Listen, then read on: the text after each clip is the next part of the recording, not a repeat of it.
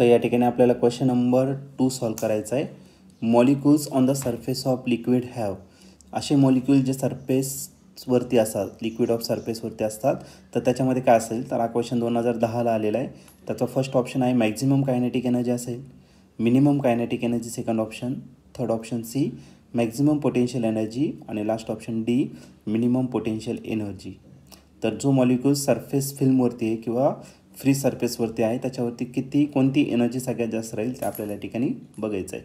चला तर बघूया या 4 ऑप्शनपैकी कोणतं ऑप्शन आपलं करेक्ट असेल ते.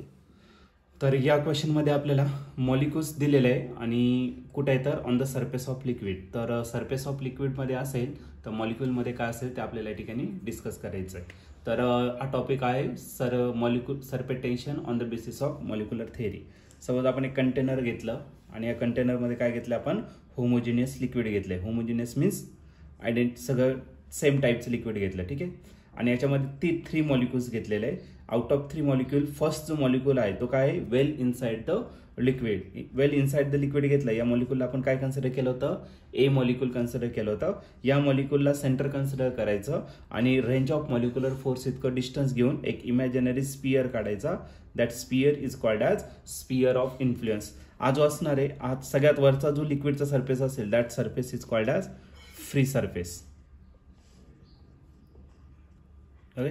आणि त्याच्या बिलो एक सरफेस घ्यायचा आहे. ओके. किती डिस्टन्सवरती, तर आर इतक्या डिस्टन्सवरती. What is R? R is the range of molecular force. तो आरने रिप्रेझेंट केला जातो आणि तेवढ्याच आरची आपल्याला काय करायची, तर रेडियस याला घेऊन एक इमॅजिनरी स्पियर काढायचा आहे. या ठिकाणी जो फोर्स असणार तो कोणता असेल, कोहेसिव्ह फोर्स सगळीकडे. आणि ही जी कोहेसिव्ह फोर्स आहे, each and every cohesive force एकमेकांना कॅन्सल करेल. आ याला बॅलन्स करेल, आ याला बॅलन्स करेल, आ याला, म्हणजे याच्यावरती जो टोटल फोर्स ऍक्ट होणार आहे तो टोटल फोर्स किती असेल, 0. म्हणजे याच्यावरती वर्डन किती असणार आहे, 0. वर्डन 0 म्हणजे पोटेन्शियल एनर्जी पण किती असणार, 0. म्हणजे याच्यावरती कोणत्याच प्रकारची एनर्जी नसेल. आता दुसरा मॉलिक्यूल घेऊ. दुसरा मॉलिक्यूल घेतला कुठे, on the surface free surface. याला सरफेस फिल्म म्हटलं जातं. हे जे तयार झालेलं आहे एवढं हा पार्ट वरचा. ओके. त्याला आपण लेबलिंग देऊन टाकू ABCD. ABCD हा काय झाला, तर तुमचा सरफेस फिल्म तयार झाला. मग दुसरा मॉलिक्यूल घेतला तो कुठे घेतला, ऑन द सरफेस फिल्म. तर याच्यातला जो मॅक्झिमम पार्ट आहे आणि पुन्हा काय करायचं, या मॉलिक्यूलला आपल्याला सेंटर कन्सिडर करायचं. कोणता मॉलिक्यूल घेतला, तो B. याला सेंटर कन्सिडर करायचं आणि आर इतकं रेडियस घेऊन एक काय करायचं, इमॅजिनरी स्पियर या ठिकाणी तुम्हाला ड्रॉ करायचं आहे. ओके.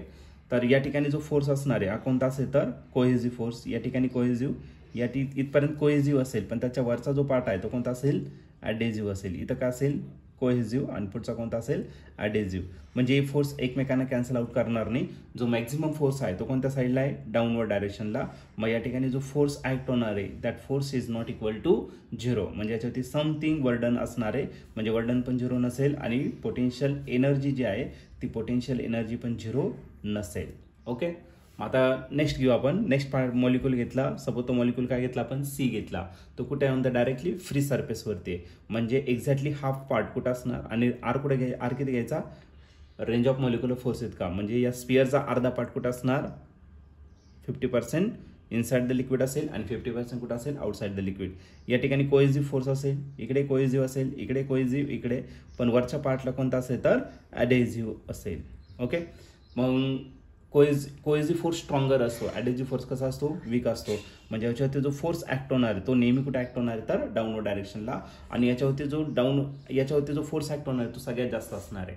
म्हणजे याच्यावरती जो वर्डन होणार आहे, वर्डन कसा असेल, तर व्हेरी लार्ज असेल. ओके. जो पोटेन्शियल एनर्जी आहे तो पण कसा असणार, तर व्हेरी लार्ज. मग याच्यावरून आपल्याला कन्फर्म झालं जो मॉलिक्यूल इनसाइड असतो, आतमध्ये, त्याच्यावरती पोटेन्शियल एनर्जी नसते, वर्डन पण नसते. जे मॉलिक्यूल सरफेस फिल्म आणि फ्री सरफेसवरती आहे त्यांच्यावरती मॅक्झिमम पोटेन्शियल एनर्जी, मॅक्झिमम वर्डन या ठिकाणी असतं. म्हणून या क्वेश्चनचं जे आन्सर आहे तर ते असेल, क्वेश्चन आहे आपला molecule on the surface of liquid have. तर सरफेस ऑफ लिक्विडवरती जर असेल तर त्याच्यामध्ये काय असतं, तर first option maximum kinetic energy नाही, कायनेटिक नाही, पोटेन्शियल असेल. आणि नंतर जेव्हा मॉलिक्यूल आतमधला फ्री होणार आणि तो बाहेर येणार तेव्हा बाहेरचा मॉलिक्यूल आतमध्ये जाणार, म्हणजे याच्यात कायनेटिक एनर्जी नाहीच आहे, याच्यात जी काय आहे ती कोणती, तर फक्त पोटेन्शियल एनर्जी. तर या ठिकाणी ऑप्शन असेल तुमचं मॅक्झिमम पोटेन्शियल एनर्जी. आणि मॅक्झिमम पोटेन्शियल एनर्जी जर बघितलं तर ऑप्शन नंबर सी हे तुमचं राईट ऑप्शन असेल, मीन्स मॅक्झिमम पोटेन्शियल एनर्जी. जो मॉलिक्यूल सरफेस फिल्मवरती असतो त्याच्यावरती मॅक्झिमम पोटेन्शियल एनर्जी असते.